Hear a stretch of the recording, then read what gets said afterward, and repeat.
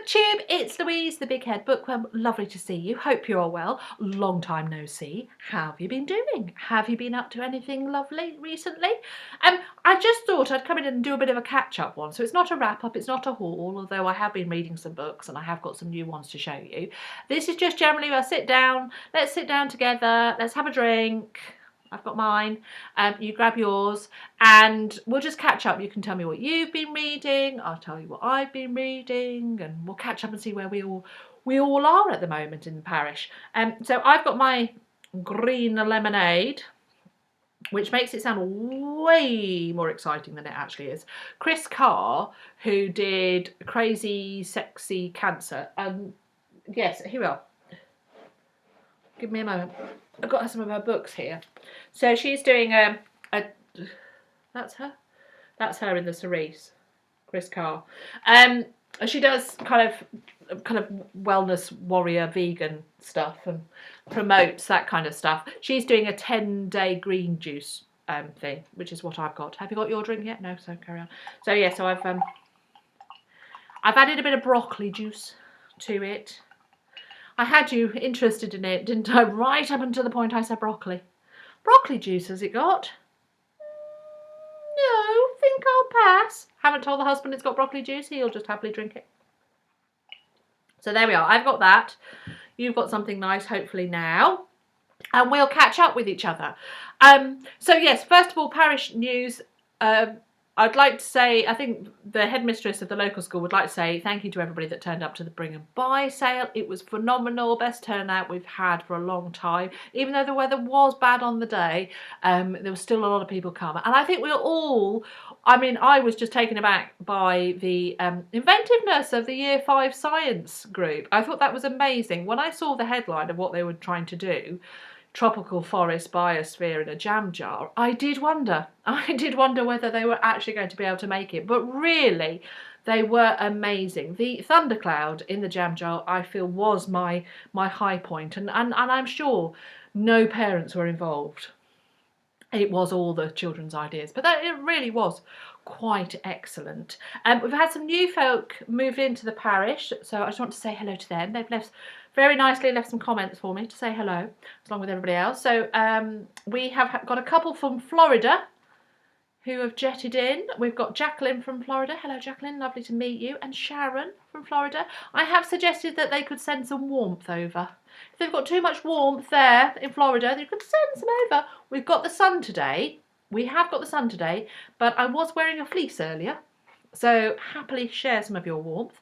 We've had a lurker that's popped out of the shadows and said hello. That was Beta Azaz, which, what a name. Jan Smith said hello. Hello, Jan. D. McNeely, am I saying that right? Novel Expectations said hello, as did Bella. I've just put Bella here. I'm presuming it's not Bella from the Twilight Saga. Hello if it is Bella from the Twilight Saga. How lovely. Vampires always welcome. And Crafty Magpie put a comment on a very old video of mine and said, had I read Black Rainbow by Rachel somebody, and I can't remember who Rachel was.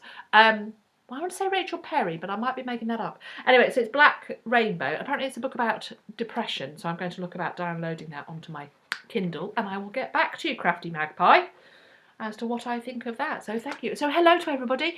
If you'd like to stand up, and then we can all see you and we'll all wave and say hello to you, and how lovely. So let's get on with the books. So what have I been doing and why I haven't been here?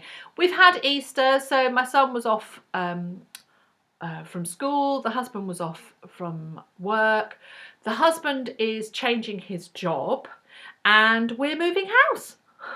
So it's just like, gosh, we're trying all the things in 2017, all the things that are stressful, we're trying to do in the first 6 months of 2017. So new job, new house. So yes, it's all been quite much. So there are just boxes strewn around this room, and this is going to have to be packed. I've actually just ordered some more book boxes because I ran out. So yes, we've been doing that kind of stuff. We've done lots of day trips as well because we've had birthdays and we've seen family, and it has just been a bit go, and I just haven't had time to sit down. because of all the stress and because of not so much stress, but just all the stuff that's been going on, my reading hasn't been, well, I've not been reading much literary fiction. Let's be honest. It has literally been stuff that I could just cope with. You know, that would just take me away from the immediate stress of all the packing that I have to do. All the packing that has to be done. Excuse me. So, as you know, well, you may know, I read that last month, which is A Rogue by Any Other Name by Sarah MacLean, which is a Regency romance. So I ordered the next one, which is One Good Earl Deserves a Lover. Fantastic. Which I promptly read, and it's great. So this is the second in the Rule of Scoundrels series. I'm throwing that away, I didn't want to throw that away. So I have, it's A Rogue by Any Other Name, and then it's One Good Earl Deserves a Lover. I shot through, it was so much fun, just so much fun. They follow 4 friends that run a gambling hell in Regency, London, and it's them single chaps and it's the ladies. The women are a bit more feisty. I really like the woman in this one, and One Good Earl Deserves a Lover, because she was really clever, really into science. And I just really liked her, the cut of her jib, quite frankly. So I have ordered and have yet to read the third one, No Good Duke Goes Unpunished. So that's my reading taste at the moment. That gives you an idea what kind of reading taste, what kind of reading I'm into at the moment. So, carrying on that kind of, I started a series and then I've continued. I read Angel's Blood by Nalini Singh, which is the first in the Guild Hunter series. Now she has another series, which is the Changeling series. What, am I saying that right? I think I'm saying that right. Anyway, this is the Angel and Vampire series. Angels and archangels on the earth, and they can create vampires, so there's a hierarchy. They're not kind of the good angels that are looking after you, they're just kind of superhuman. They're kind of, all the paranormal beings are around, but they're not kind of, it's not religious in overtones at all, so there's that. So this is an adult romance, quite crunchy. If you like your vampires and your angels to be a bit saucy, then Angel's Blood is the way to go. Anyway, I quite like my angels and my vampires to be a bit rude. So I read Archangel's Kiss, the second one. And then I read Archangel's Consort, which is the third one. So the first 3 follow the same couple and their developing relationship. Oh, look at that! Can you see? Grr. Anyway, doesn't matter. The content was very good. And then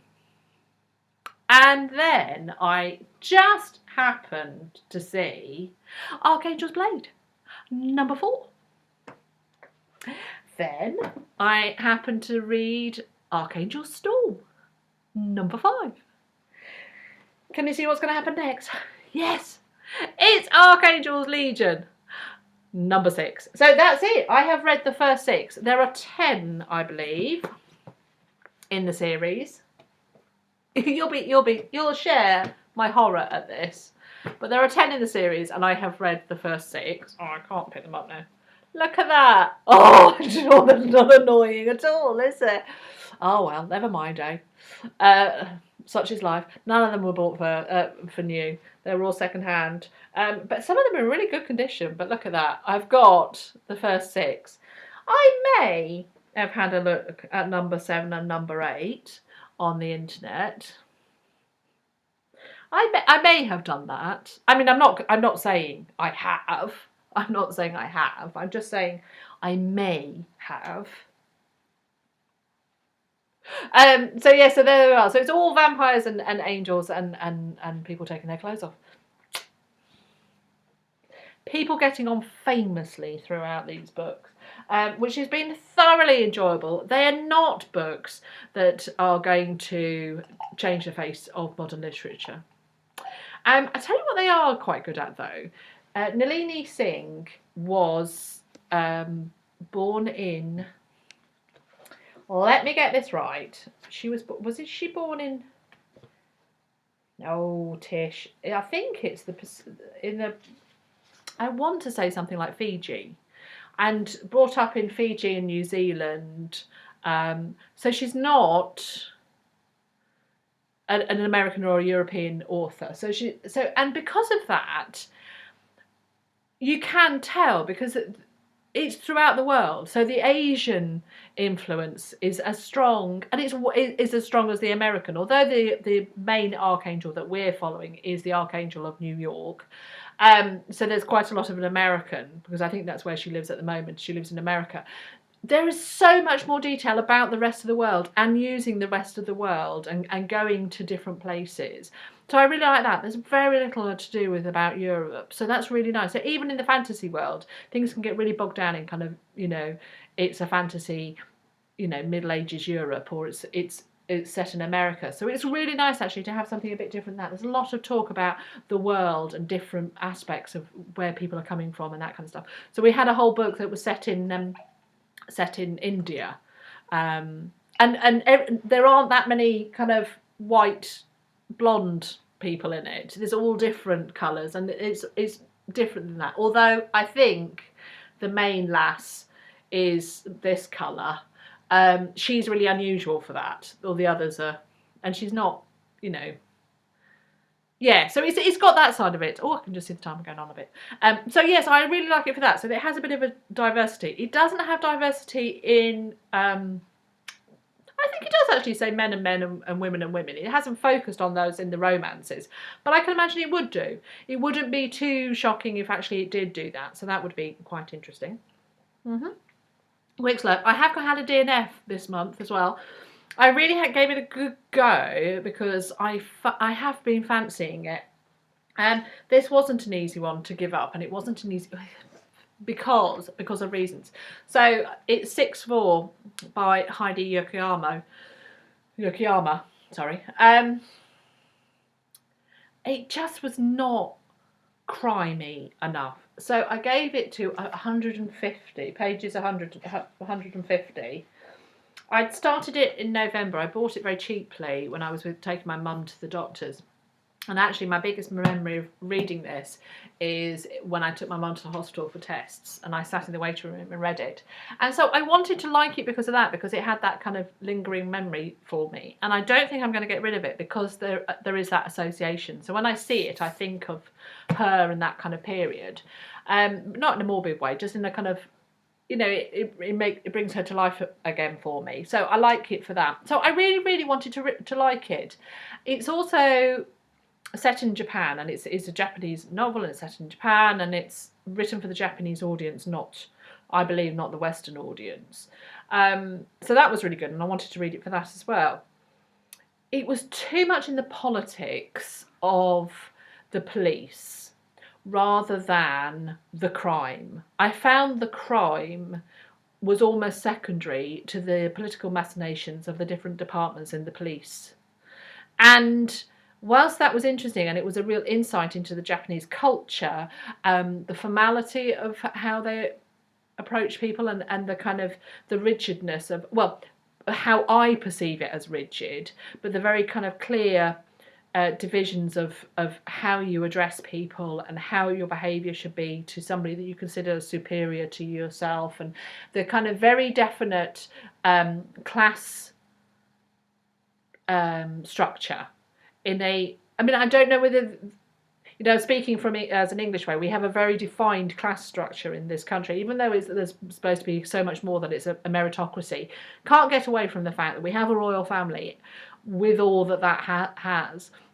And there is still a quite defined class structure. I think most people in this country, gosh, I'm going off on a tangent, but bear with, would be able to say what class they would perceive themselves as, and it wouldn't be a weird discussion if you said you're a whatever class you would consider yourself to be, and other people would still perceive you as you're this class or that class, or very proudly at times people will say, well, I'm a working class man, or I'm a working class woman, or I'm upper middle class, or I'm lower middle class. We still have that class structure in this country, and I didn't know that Japan had such a structure as well. So it was only through reading this that I actually really got an idea of how you have to behave in a certain way, and how defined that was. So that was really interesting.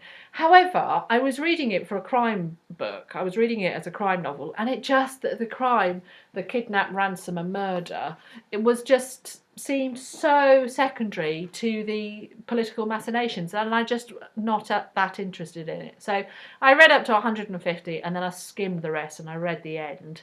It just didn't suit me, but I'm going to keep it. I'm going to keep it because it's got good memories attached to it, but that's a shame. If you were into Japanese culture, I can imagine it'll be really fascinating. So there are some booktubers that I've seen that are going to visit Japan in the next year or two, and I think that would be phenomenal. Okay, and the last book I want to show you, otherwise this is going on forever, is a book that I got free because I bought the DVD, and I got this, Inside the Magic, the making of Fantastic Beasts and Where to Find Them. So I saw it twice at the cinema, once with a friend and then once with a husband and the son as well, and I loved it. And then we bought the DVD, especially because Benedict, my son, loved it as much as I did, because we're reading the Harry Potters. We're on Order of the Phoenix, and then we're going to take a break because I think the peril will be too much. But yeah, so this is brilliant. So it is very much a making of, but it is a really good one. So if you know somebody who is into Fantastic Beasts and Where to Find Them, and you can find this book, I really recommend it. It's not one that you're going to sit down and read cover to cover, but it is definitely a flickable one. But I really loved it, and they've got some lovely bits at the back with all the Fantastic Beasts, which, I mean, it really is glorious, and we've all had a good old mooch through that. So yeah, so there we go. It's a big stack of books here that I've got next to me. Not that I've read that many. I've not, as you say, I've not read anything literary. And there we go. That's it, BookTube. This has been lovely. Hope you are well. Some people have sent me some emails and I've not replied yet. I've just not sat down and done it yet, but I will do in the next week. So if you have sent me an email in the last couple of weeks and I haven't replied to you, I do know that they're there and I will be replying to them very soon. And I'm always chuffed that people send me emails or comments or anything like that. So this has been lovely, BookTube. I hope you're well, you have my love, and let's do this again. Bye!